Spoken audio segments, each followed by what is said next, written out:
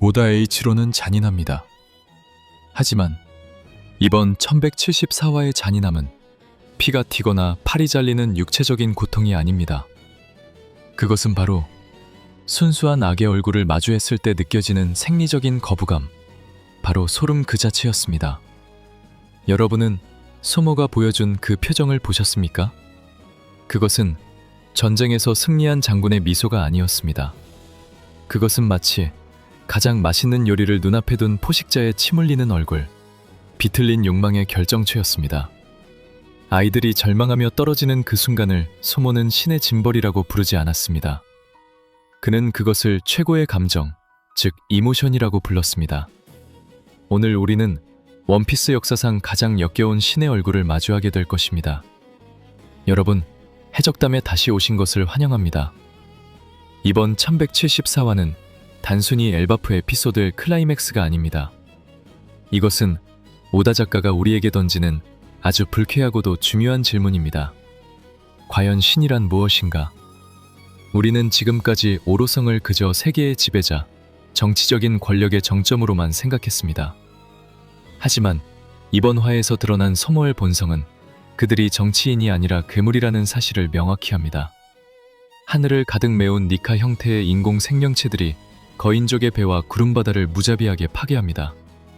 아이들을 성지로 납치하려던 계획이 실패하자 소모는 망설임 없이 그들을 폐기 처분합니다. 하지만 충격적인 것은 그 다음입니다. 일반적인 악당이라면 분노하거나 짜증을 냈을 것입니다. 계획이 틀어졌으니까요. 하지만 소모는 달랐습니다. 그의 얼굴은 기괴하게 일그러지며 환희에 젖어 있었습니다. 입가에 흐르는 침, 풀려버린 눈동자, 그는 아이들이 공포에 질려 부모와 함께 추락하는 그 비극적인 장면을 보며 아름답다고 말합니다. 이것은 단순한 살해가 아닙니다. 이것은 식욕입니다. 오로성에게 인간의 절망과 공포는 단순한 감정이 아니라 그들이 섭취하는 양식이거나 혹은 그들의 무료함을 달래주는 최고의 유의라는 뇌피셜이 확신으로 바뀌는 순간입니다. 소모는 말합니다. 이것이야말로 신이 내리는 죽음의 방식이며 감정의 가치라고 말입니다. 이 대사는 원피스 전체를 관통하는 천룡인의 사상을 완벽하게 요약합니다. 그들에게 인간은 같은 생명체가 아닙니다. 그저 짜릿한 자극을 주는 장난감일 뿐입니다. 우리는 이 장면에서 이무와 오로성이 왜 그토록 오랫동안 세계를 지배할 수 있었는지에 대한 힌트를 얻습니다. 그들은 공포를 통치 수단으로 쓰는 것이 아니라 공포 그 자체를 즐깁니다. 죄책감이 계류된 것이 아니라 타인의 고통을 쾌락으로 치환하는 시스템을 뇌 속에 가지고 있는 것입니다.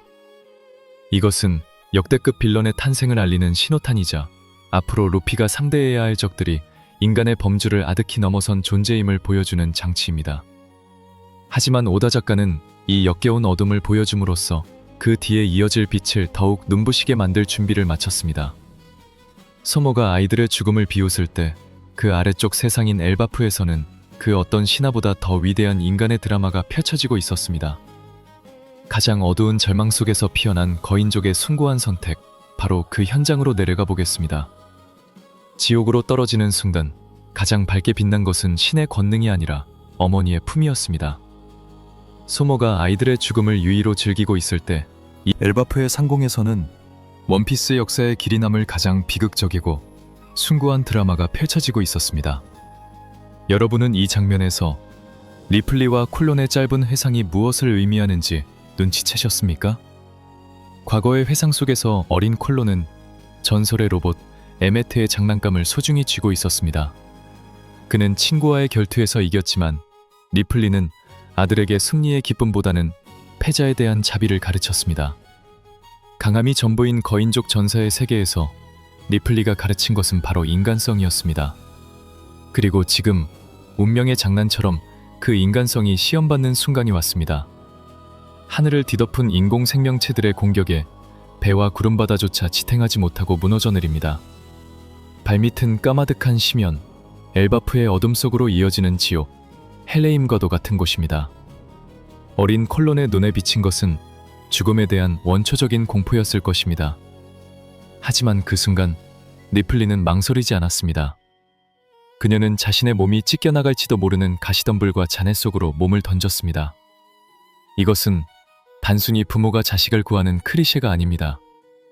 오다 작가는 이 장면을 통해 세계 정부가 그토록 지우고 싶어 했던 고대 왕국의 의지가 무엇인지 보여줍니다.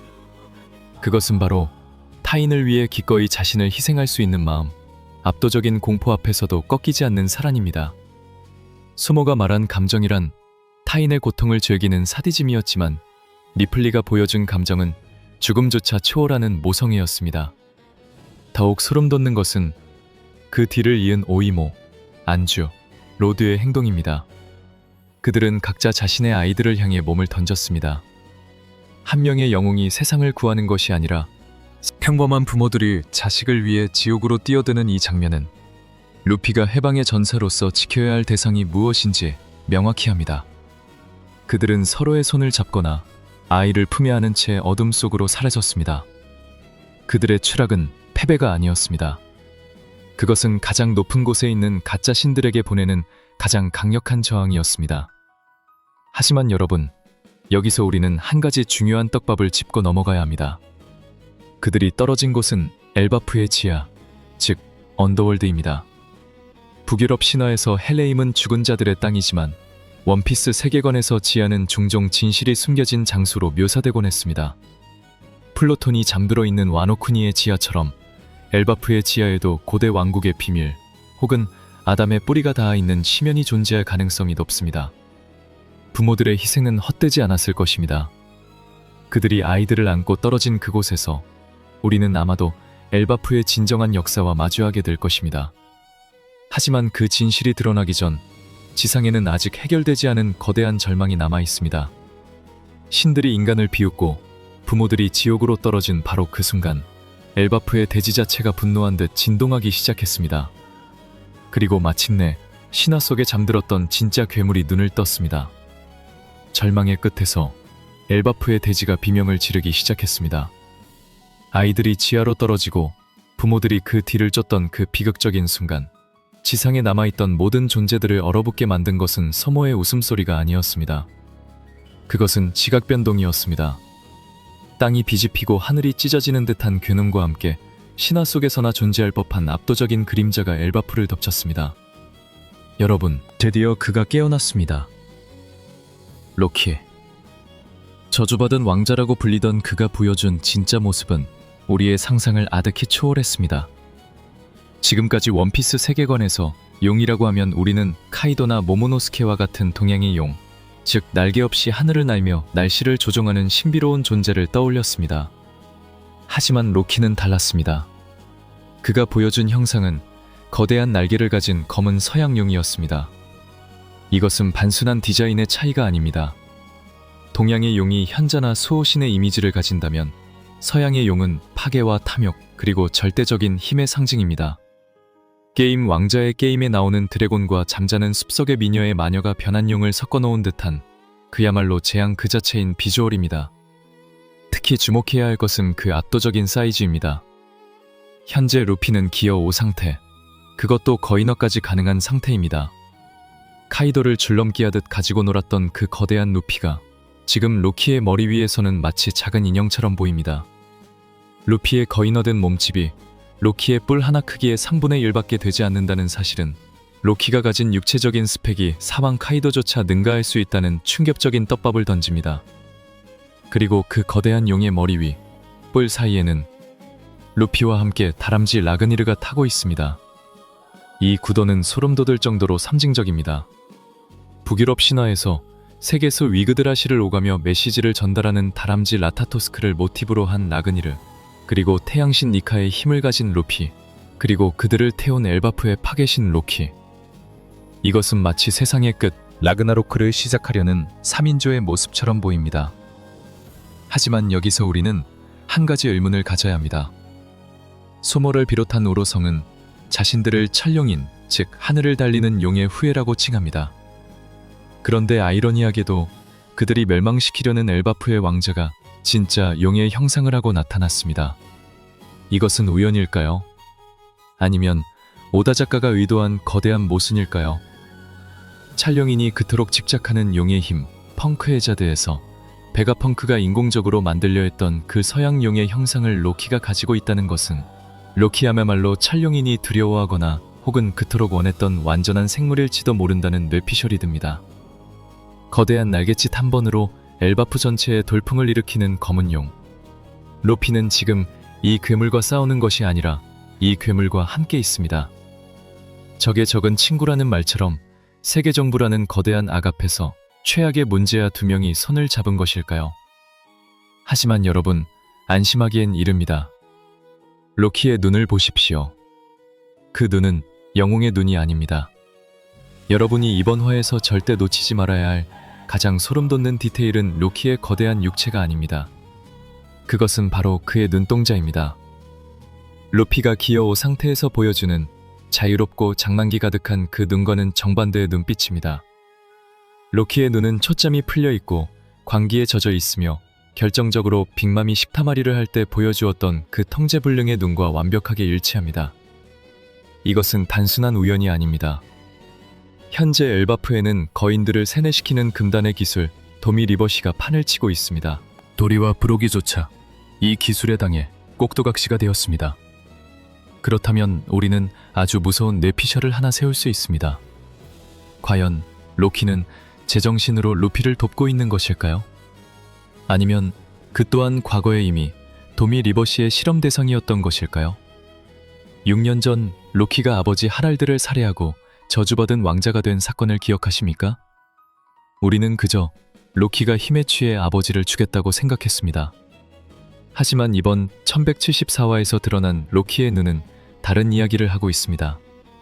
만약 세계 정부가 6년 전부터 엘바프의 왕족을 상대로 세뇌 실험을 했고 그 부작용으로 로키가 미쳐버린 것이라면, 그가 아버지를 죽인 것이 아니라 누군가가 그의 정신을 조종해 비극을 만들었다면, 이 가설이 사실이라면 로키는 가해자가 아니라 가장 비참한 피해자가 됩니다. 하지만 오다 작가는 여기서 한 번 더 상황을 비꼽니다. 루피는 지금 이 미쳐버린 용의 머리 위에 타고 있습니다.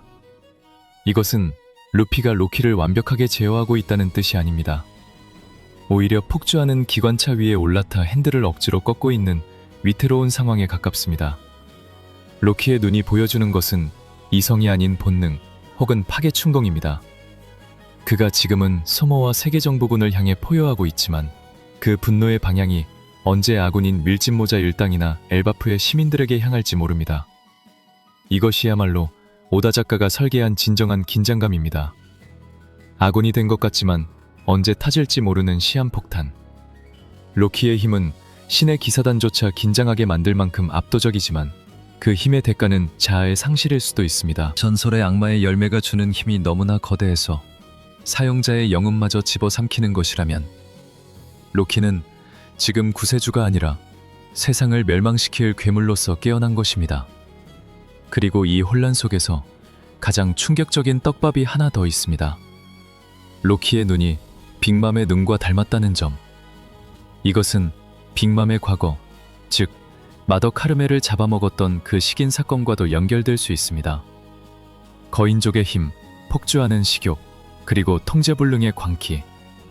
이 모든 키워드가 하나로 연결되는 순간 우리는 엘바프 에피소드의 진정한 최종 보스가 오로성이 아니라 폭주하는 로키 그 자신이 될 수도 있다는 끔찍한 가능성을 열어두어야 합니다. 마침내 수십 년을 기다려온 엘바프의 예언이 완성되었습니다. 야루르가 떨리는 목소리로 읊조린 그 말은 단순한 노인의 헛소리가 아니었습니다. 눈보라와 천둥 번개가 치는 날, 하늘을 가리는 거대한 괴수, 그리고 해방의 드럼 소리와 함께 태양신 니카가 강림하리라. 지금 엘바프의 하늘을 보십시오. 로키가 불러온 눈보라와 검은 먹구름이 하늘을 뒤덮고 그 사이로 니카의 심장소리, 해방의 드럼이 쿵쿵 울려 퍼지고 있습니다. 이것은 원피스 1화부터 시작된 거대한 서사시가 마침내 그 종착점을 향해 달리기 시작했다는 신호입니다. 빛과 어둠, 태양과 폭풍, 자유와 파괴, 서로 양립할 수 없을 것 같은 이 두 가지 힘이 하나로 합쳐져 세계정부라는 거대한 벽을 부수려 하고 있습니다. 오다 작가는 우리에게 명확한 메시지를 던졌습니다. 신의 시대는 끝났다는 것입니다. 아이들을 죽이며 웃는 가짜신 서머, 그리고 그들을 지키기 위해 지옥으로 뛰어든 인간들, 제 그 심판을 위해 태양신과 저주받은 용이 함께 움직이기 시작했습니다. 비록 다음 주는 휴재라는 비보가 우리를 기다리고 있지만 이 전율은 2주 동안 우리를 잠 못 들게 할 것입니다. 과연 로키는 루피의 아군이 될까요? 아니면 통제불능의 재앙이 될까요? 지하로 떨어진 거인들은 살아남아 진실을 목격하게 될까요? 해적담은 이 거대한 전쟁의 끝까지 여러분과 함께 분석하고 추리하겠습니다. 오늘 영상이 흥미로우셨다면 구독과 좋아요 부탁드립니다. 여러분의 작은 클릭이 해적담에게는 신세계로 나아가는 로그포스가 됩니다. 그럼 다음 영상에서 뵙겠습니다. 여러분, 1174화 세계 최강의 생물 신의 타락과 용의 각성 심층 분석 대본이 모두 완성되었습니다. 다음 주는 휴재입니다. 하지만 해적담의 항해는 멈추지 않습니다. 오다 작가가 숨겨둔 떡밥을 찾기 위해 우리는 계속 달릴 것입니다. 마지막으로 구독과 좋아요 그리고 알림 설정은 해적담에게 큰 힘이 됩니다. 다음 영상에서 만납시다.